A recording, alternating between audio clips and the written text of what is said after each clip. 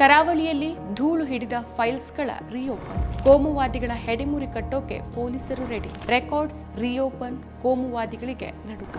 ಯಾವುದೇ ಅಂಜಿಕೆ ಭಯ ಇಲ್ಲದೆ ಘೋಷಣೆ ಕೂಗುತ್ತಾ ಕೋಮುವಾದಿ ಭಾಷಣಗಳಿಗೆ ಬಹುಪರಾಕ್ ಅಂತಿದ್ರು.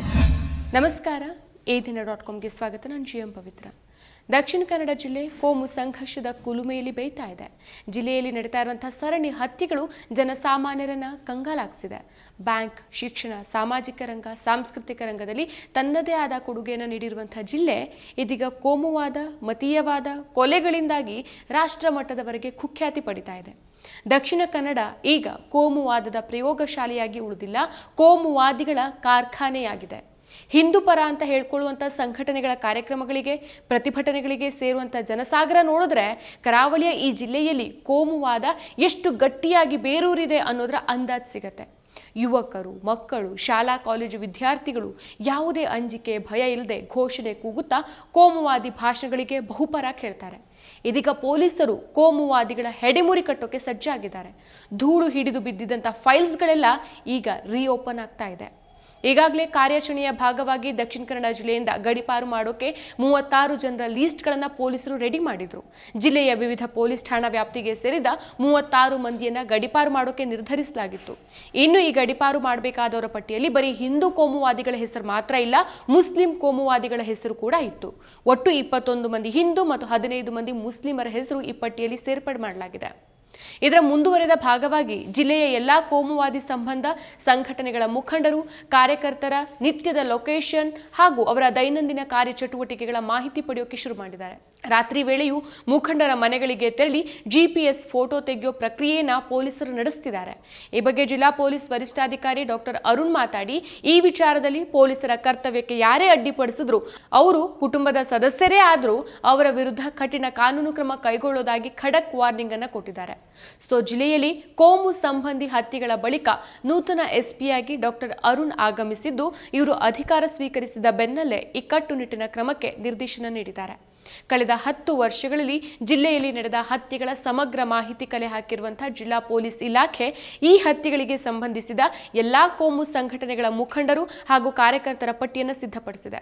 ಅವರೆಲ್ಲರ ಮನೆಗಳಿಗೆ ನಿತ್ಯಾನು ತೆರಳುತ್ತಾ ಇರುವಂತಹ ಆಯಾ ಠಾಣೆಯ ಪೊಲೀಸರು ಅವರ ಫೋಟೋ, ಲೊಕೇಶನ್ ಸಹಿತ ಕಾರ್ಯಚಟುವಟಿಕೆಗಳ ಮಾಹಿತಿ ಸಂಗ್ರಹ ಮಾಡ್ತಿದ್ದಾರೆ. ದಿನಂಪ್ರತಿ ಈ ಪ್ರಕ್ರಿಯೆ ನಡೆಸೋಕೆ SP ನಿರ್ದೇಶನ ಕೊಟ್ಟಿದ್ದಾರೆ. ಜಿಲ್ಲೆಯಲ್ಲಿ ಕಾನೂನು ಸುವ್ಯವಸ್ಥೆ ಸರಿಯಾಗುವವರೆಗೆ ಈ ಪ್ರಕ್ರಿಯೆ ನಿರಂತರವಾಗಿ ನಡೆಯುತ್ತೆ. ಯಾರೇ ಕಾನೂನು ವಿರೋಧಿ ಕೆಲಸ ಮಾಡಿದ್ರೂ ಅವರ ವಿರುದ್ಧ ಕಠಿಣ ಕಾನೂನು ಕ್ರಮ ಕೈಗೊಳ್ಳಲಾಗುವುದು ಅಂತ SP ಎಚ್ಚರಿಕೆಯನ್ನು ಕೊಟ್ಟಿದ್ದಾರೆ. ಇನ್ನು ಈ ಕಾರ್ಯಾಚರಣೆಯ ಮುಂದಿನ ಭಾಗವಾಗಿ ದಕ್ಷಿಣ ಕನ್ನಡ ಜಿಲ್ಲೆಯಲ್ಲಿ ಸಾಮಾಜಿಕ ಜಾಲತಾಣಗಳಲ್ಲಿ ಪ್ರಚೋದನಾಕಾರಿ ಸಂದೇಶ ಹಾಕಿ ಸಮಾಜದ ಸ್ವಾಸ್ಥ್ಯ ಕೆಡಿಸೋಕೆ ಯತ್ನಿಸಿದ 6 ಮಂದಿ ಆರೋಪಿಗಳನ್ನು ಪೊಲೀಸರು ಬಂಧಿಸಿದ್ದಾರೆ. ದಕ್ಷಿಣ ಕನ್ನಡ ಮತ್ತು ಕಾಸರಗೋಡು ಜಿಲ್ಲೆಗಳಲ್ಲಿ ಕೋಮು ಸಂಘರ್ಷಗಳ ಮೂಲಕ ಶಾಂತಿ ಕದಡೋ ಪ್ರಯತ್ನಗಳನ್ನು ನಿಯಂತ್ರಿಸೋಕೆ ಎರಡೂ ಜಿಲ್ಲೆಗಳ ಪೊಲೀಸರು ಜಂಟಿ ಕಾರ್ಯಾಚರಣೆಯನ್ನು ನಡೆಸುತ್ತಿದ್ದಾರೆ. ಇನ್ಸ್ಟಾಗ್ರಾಮ್, ಫೇಸ್ಬುಕ್ ಅಕೌಂಟ್ಗಳ ಮೂಲಕ ಪ್ರಚೋದನಾಕಾರಿ ಸಂದೇಶ ಹಾಕಿದಂತಹ 6 ಜನರನ್ನ ಪೊಲೀಸರು ಈಗಾಗಲೇ ಬಂಧಿಸಿದ್ದಾರೆ. ಪೊಲೀಸರು ಅವರ ಕರ್ತವ್ಯವನ್ನ ಚಾಚು ತಪ್ಪದೆ ಮಾಡೋಕೆ ಶುರು ಮಾಡಿದ್ದಾರೆ. ಕೋಮು ಆಧಾರಿತ ಹಿಂಸೆಯನ್ನು ಹತ್ತಿಕ್ಕೋಕೆ ಈ ಬಾರಿ ಪೊಲೀಸರು ದೃಢವಾದ ಹೆಜ್ಜೆಗಳನ್ನು ಇರಿಸಿದ್ದಾರೆ. ಪೊಲೀಸರ ಈ ನಡೆಯನ್ನು ಬೆಂಬಲಿಸಬೇಕಾದಂಥ ಜವಾಬ್ದಾರಿ ಸರ್ಕಾರ, ರಾಜಕೀಯ ಪಕ್ಷಗಳು ಹಾಗೂ ಸಮಾಜದ ಮೇಲಿದೆ. ಈ ವಿಚಾರದಲ್ಲಿ ಆರಂಭಿಕ ಹಂತದಲ್ಲಿ ರಾಜ್ಯ ಸರ್ಕಾರ ಪೊಲೀಸರಿಗೆ ಮುಕ್ತವಾಗಿ ಕೆಲಸ ಮಾಡೋಕೆ ಅವಕಾಶ ಮಾಡಿಕೊಟ್ಟಿದೆ ಅನ್ನೋ ಮಾತು ಅಧಿಕಾರಿ ವಲಯಗಳಿಂದ ಕೇಳಿಬಂದಿದೆ. ಆದರೆ ಪೊಲೀಸರ ಕಾರ್ಯಾಚರಣೆಗೆ ರಾಜಕೀಯ ಬಣ್ಣ ಬಳಿಯೋ ಪ್ರಯತ್ನಗಳು ಈಗಾಗಲೇ ಕೆಲವರಿಂದ ಶುರುವಾಗಿದೆ. ಪೊಲೀಸರ ಕ್ರಮಕ್ಕೆ ಕೇಂದ್ರ ಸಚಿವೆ ಶೋಭಾ ಕರಂದ್ಲಾಜೆ ವಿರೋಧ ವ್ಯಕ್ತಪಡಿಸಿ ಈ ಬಗ್ಗೆ ರಾಜ್ಯ ಪೊಲೀಸ್ ದೂರುಗಳ ಪ್ರಾಧಿಕಾರಕ್ಕೆ ಪತ್ರ ಬರೆದು ದೂರನ್ನ ಸಲ್ಲಿಸಿದ್ದಾರೆ.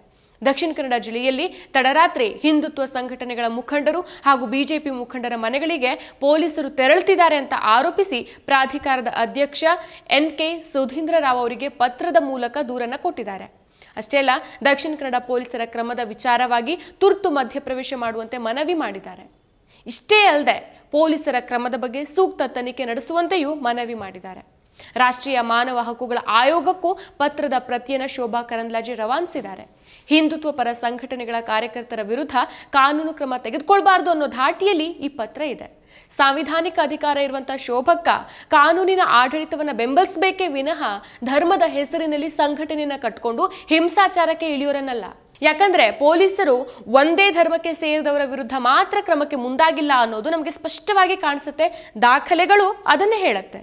ಅಪರಾಧ ಕೃತ್ಯಗಳಲ್ಲಿ ಭಾಗಿಯಾಗೋರನ್ನ ಧರ್ಮದ ಆಧಾರದಲ್ಲಿ ನೋಡೋದು, ಧರ್ಮದ ನೆರಳಿನಲ್ಲಿ ರಕ್ಷಿಸೋದು ಸಂವಿಧಾನಕ್ಕೆ ಮಾಡಿದ ಅಪಚಾರ ಅನ್ನೋದನ್ನ ಮರಿಬಾರದು. ಇನ್ನು ಕೋಮು ಹಿಂಸೆಯಲ್ಲಿ ನೇರವಾಗಿ ಭಾಗಿಯಾಗೋರ ವಿರುದ್ಧ ಅಷ್ಟೇ ಕ್ರಮ ತೆಗೆದುಕೊಂಡ್ರೆ ಸಾಕಾಗೋದಿಲ್ಲ. ತೆರೆಯ ಹಿಂದೆ ಕುಳಿತು ಪ್ರಚೋದನೆ ನೀಡುವ, ಕಾರ್ಯತಂತ್ರ ರೂಪಿಸುವ ಸೂತ್ರಧಾರರನ್ನು ಸಹ ಕಾನೂನಿನ ಅಡಿಯಲ್ಲಿ ಕ್ರಮಕ್ಕೆ ಒಳಪಡಿಸುವ ಕೆಲಸಗಳಾಗಲೇಬೇಕು.